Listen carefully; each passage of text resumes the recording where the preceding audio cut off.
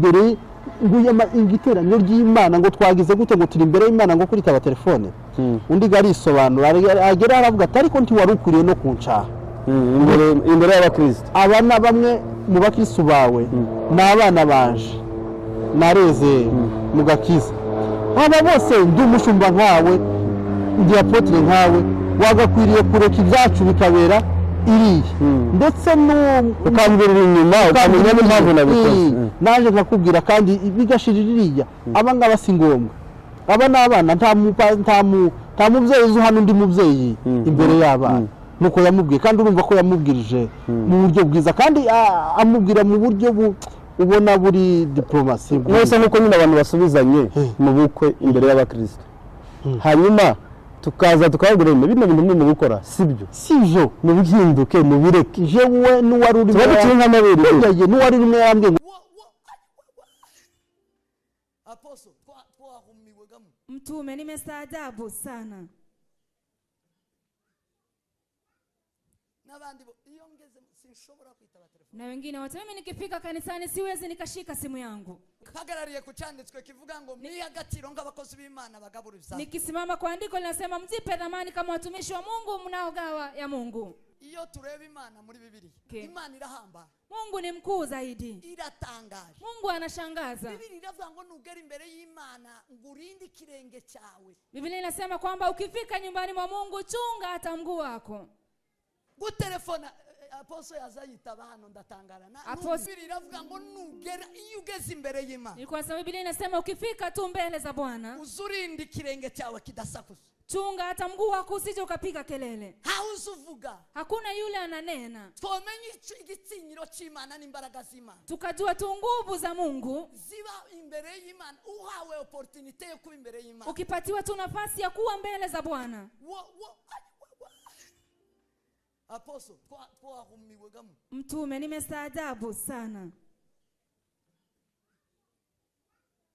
nabandi iyo ngeze sinshobora kwitaba telefone na wengine wote mimi nikifika kanisani siwezi nikashika simu yangu uri imbere y'Isumba byose uko mbele ya Mungu aliye juu ya yote nageze hariya ndio maana Biblia inasema ujipatie dhamani nilifika mahali nabashe kugera ahantu habiri muri iki gihugu nimeweza kufika mahali pawili katika nchi hii akomeye maze bakakubwira uburyo witwa mahali ambapo ni pakuu alafu anakuambia jinsi utatembea kumuntu mtu tu kumuntu mtu kumuntu huyu ni mtu nageze kwa vice president bambwira uburyo nyinji nilifika kwa naibu rais wakaniambia jinsi ya kuingia ngo tugende kwa president tunandi kumwe no tulipofika kwa rais nako bakatubwira uburyo twinji wakatuambia jinsi tutatembea ndani umuntu huyu ni mwanadamu nabonye protokoli hapa niliona protokoli ya hali ya juu ari umuntu na huyu ni mwanadamu umane ndekereza Imana alafu nikawaza je Mungu naye Mungu naye ndisobanura kuri telefone bavuze mimi nitazifafanua kwa simu ambao wamesema mu buzima bwanje sinkunda guhangana maisha yangu mimi sipendi kupingana na mtu nayitavye kubera ko nitwe bana mujana manu umwana wacu nimechukua simu hii kwa maana Patrick ni mtoto wetu mo turakira amafaranga avuye hanze turi ko turakira abamotari ko turakira abayoboza ko turagira gute tunapokea pesa kutoka ngambo watu wa pikipiki vitu tofauti mutubabare ntimugire ngo none ntituzatwubaha siko tusamee msifikirie kwamba sisi hatuheshimu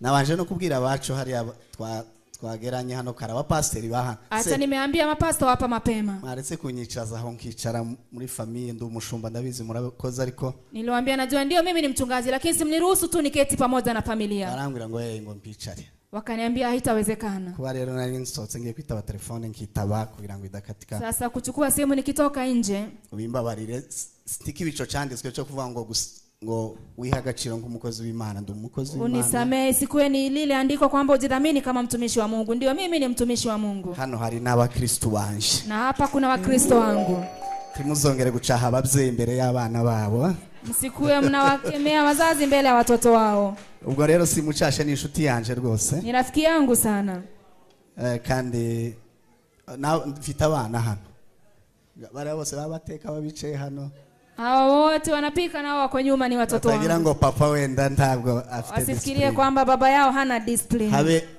nza nigisha abakristo kuvugira kuri kamera Mimi wanafundisha wa Kristo kuongea kwa kamera. Abe nuriya mu docteur mwavuze nti mwagombye kumuvuga mu izina kubera Hata aya yule makamera. daktari hamngemsema. Nabacuruzi bo kwamavuga ngo docteur yagize gutya tezi Kwa maana yagira hawa ni gutya. wafanya biashara, watasema dokta ama apostle wamefanya hivi na hivi. Muzabyirinde kamera zarateye kandi ziracuruza.